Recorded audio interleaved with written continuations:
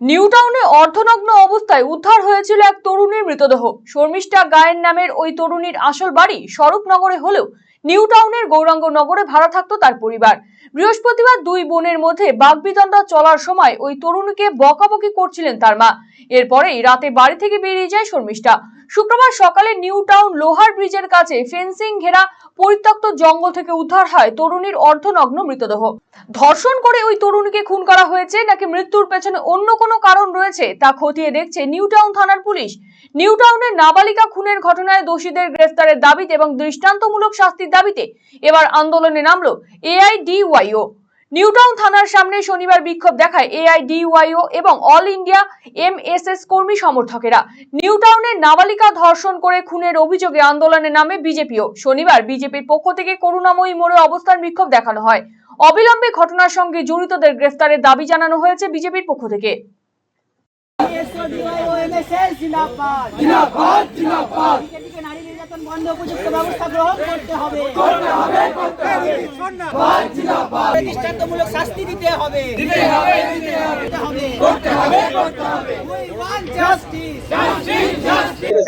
আমরা যুব সংগঠন অল ইন্ডিয়া ডিওয়াইও, এখানে মহিলা সাংস্কৃতিক সংগঠন এমএসএস এবং ডিওসো ছাত্র সংগঠন ডিওসোর পক্ষ থেকে আজকে এখানে আমরা স্মারকলিপি দিতে এসেছি, প্রতিবাদ জানাতে এসেছি।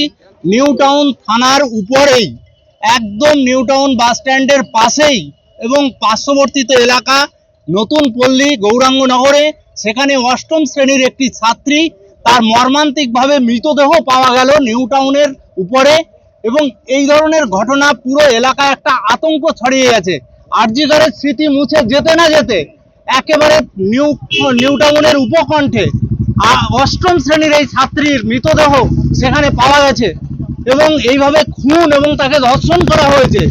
আমরা যতটুকু বুঝতে পারছি, বারবার এই ধরনের ঘটনা এখানে হচ্ছে। নিউ টাউনে যে স্বপ্ন নিয়ে মানুষ বসবাস করতে শুরু হয়েছে, কিন্তু আমরা অত্যন্ত আতঙ্কিত। এটা দুর্ভাগ্যজনক ঘটনা। আমরা অবিলম্বে দোষীদের, যারা এই মৃত্যু এবং এই হত্যাকাণ্ডের সাথে যুক্ত, তাদেরকে অবিলম্বে ধরতে হবে এবং দৃষ্টান্তমূলক শাস্তি দিতে